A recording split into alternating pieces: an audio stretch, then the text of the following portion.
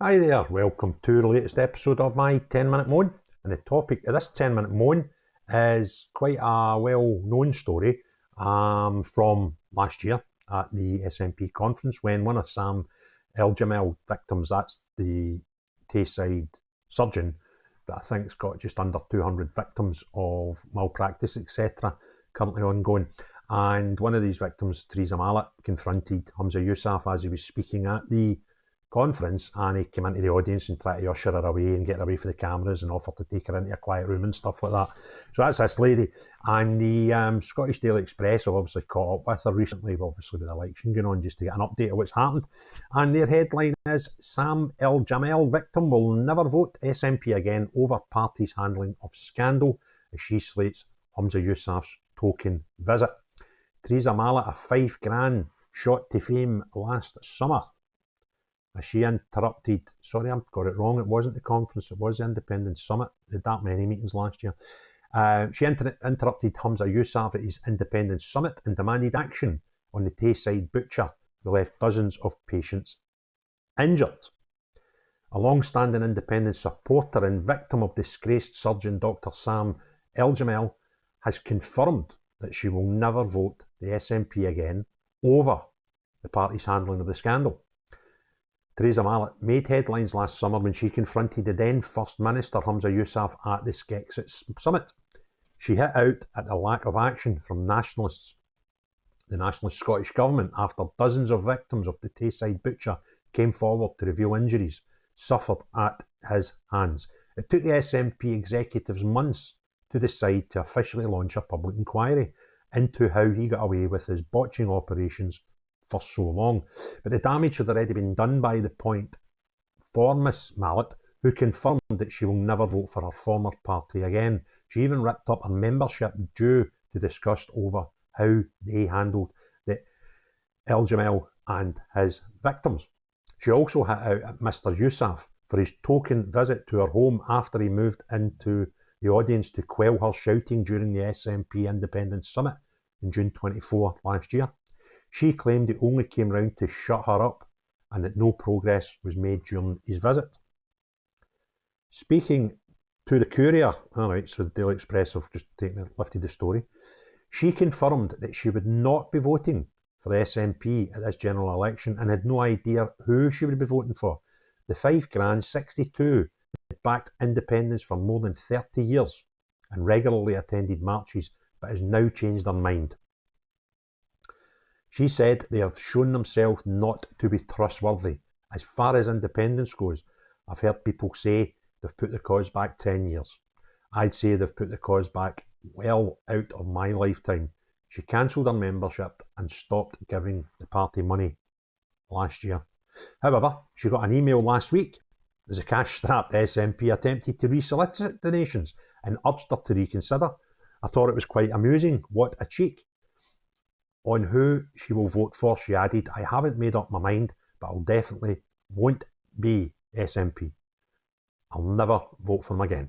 After shooting to fame for interrupting Mr. Yousaf last year, she insisted that she thought it was important to do so, as she had to push them in the right direction. On his visit, which he was praised for by Nat supporters, she added, it was just a token visit to shut me up. Well, there we go. She's still waiting announcement on when the public inquiry into Eljamel will start, with campaigners becoming frustrated with the length of time it's taken. She added, we don't get told anything. We don't know what's going on. On the incident at Caird Hall in Dundee, she remained proud that her big moment was published so widely and helped the campaign kick up a notch. She said, I think I nailed it bang on. I went in and said what I had to say and left under my own steam. The SNP was approached for comment and obviously decided to say hee-haw, because how do you defend that?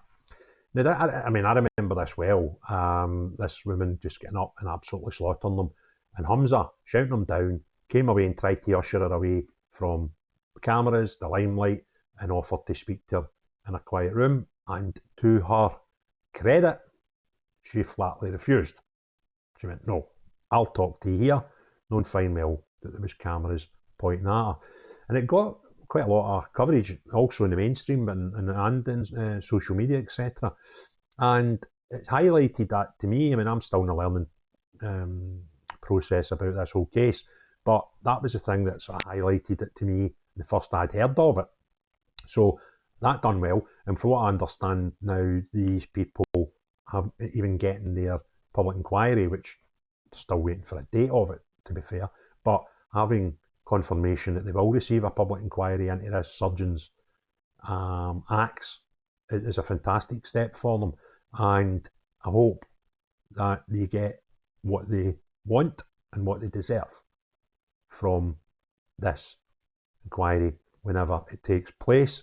And I'm sure there'll be many of them looking at other avenues, legal avenues for compensations, etc. And some of the stories that I've been hearing about this surgeon are just horrific. People going in for one thing, coming out totally different procedures. But I don't know too much about the ins and outs of an operating theatre, although I've been in them a few times. I would imagine any time that I've went in and just before you get knocked out, there's quite a lot of people there.